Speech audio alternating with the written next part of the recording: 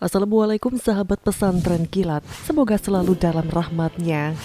Pada masa Nabi Musa inilah bangsa Yahudi, Bani Israel, yang dijadikan sebagai budak Fir'aun, Raja Mesir yang kejam, lantas kabur dan mulai memasuki wilayah Kanan, kini Palestina tersebut, sekitar tahun 1250 sebelum Masehi.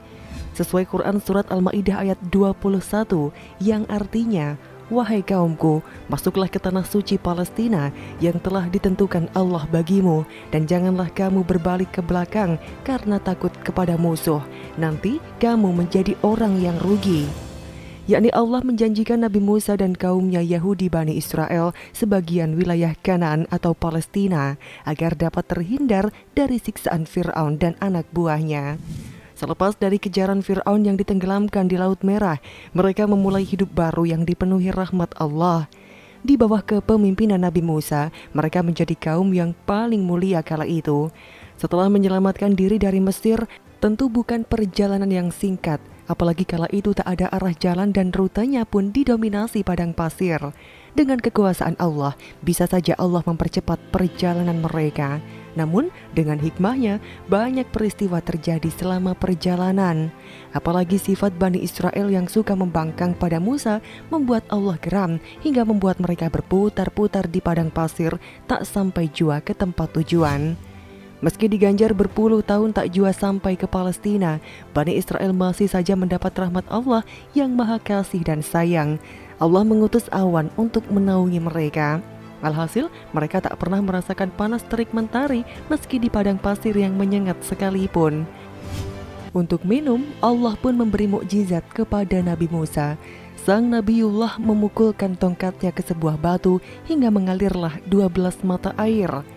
Jumlah mata air tersebut sesuai dengan jumlah kabilah kaumnya. Dengan rahmat Allah tersebut, Bani Israel hidup tenang di sebuah kawasan di padang Sahara. Meski bertahun-tahun berputar-putar di padang tersebut, mereka tak pernah menderita kesulitan, apalagi penyakit. Saat tinggal di sana, tak hanya naungan awan ataupun mata air yang didapatkan Bani Israel, terdapat satu lagi rahmat Allah yang tak kalah luar biasa. Mana dan salwa, itulah anugerah Allah untuk memenuhi kebutuhan pangan Bani Israel. Mana merupakan makanan yang rasanya amat lezat dan manis layaknya madu. Warnanya pun putih cantik layaknya salju. Makanan ini sangat mudah ditemui Bani Israel. Setiap pagi mereka membawa keranjang untuk memunguti mana yang selalu ditemui melekat di batu-batu, pohon ataupun kayu. Adapun salwa merupakan sejenis burung puyuh yang dagingnya empuk dan gurih. Salwa yang biasa terbang tinggi diperintahkan Allah untuk terbang rendah dan berbondong-bondong. Dengannya Bani Israel amat sangat mudah untuk menangkapnya. Dengan anugerah mana dan salwa, maka lengkaplah nikmat Bani Israel. Mereka tak pernah kelaparan meski di tengah padang pasir. Mereka tak pernah dijangkiti penyakit karena dua jenis makanan tersebut juga memiliki kandungan layaknya obat. Bahkan di era Rasulullah, kedua jenis makanan ini termasuk dalam tibbun nabawi. Amat banyak manfaat yang dikandung. Namun apa yang terjadi pada Bani Israel setelah mendapat anugerah Allah tersebut? Suatu hari mereka menemui Nabiullah Musa dan mengajukan protes. Mereka protes akan makanan yang itu-itu saja. Mereka berkata, "Hai Musa, kami tak tahan dengan satu macam makanan saja. Sebab itu mohonkanlah untuk kami kepada Tuhanmu agar Dia mengeluarkan untuk kami apa-apa yang ditumbuhkan bumi, seperti sayur-sayur, ketimun, bawang putih, kacang adas, dan bawang merah." Nabiullah pun menjawab dengan sabar, "Maukah kamu mengambil sesuatu yang rendah sebagai pengganti yang lebih baik?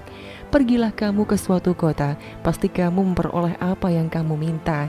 Jawab Musa menyindir. Namun sindiran Musa dianggap lalu. Bani Israel tetap saja pergi ke kota. Mereka meninggalkan mana dan salwa demi memilih aneka kacang dan sayur tanpa daging.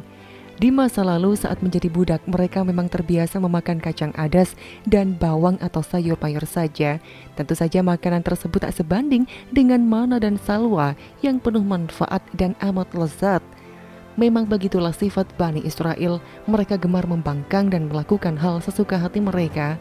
Allah pun berfirman, "Dan kami naungi kamu dengan awan, dan kami turunkan kepadamu mana dan salwa. Makanlah dari makanan yang baik-baik yang telah kami berikan kepadamu.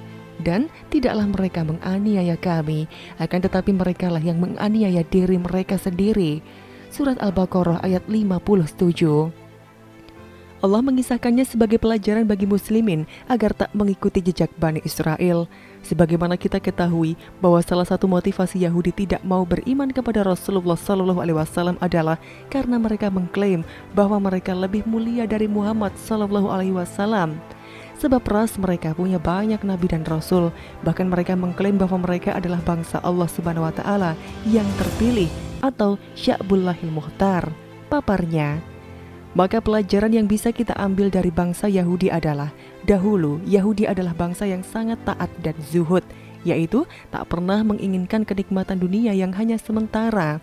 Namun justru karena terlena akan karunia duniawi, maka Allah murka terhadap kebanyakan kaum Yahudi. Menurut kisah masihlah ada sampai saat ini keturunan Yahudi yang masih taat dan memeluk Islam, dan banyak yang menjadi ulama-ulama pintar saat ini, walau hanya sedikit jumlahnya. Semoga kita bisa mencontoh Yahudi yang terdahulu dan Yahudi yang taat pada saat ini. Dan semoga bumi Palestina menjadi bumi yang merdeka, terbebas dari penjajahan dan pendudukan kaum Yahudi Israel yang rakus akan dunia. Semoga tayangan ini memberikan manfaat dan menambah iman kita. Amin amin ya robbal alamin.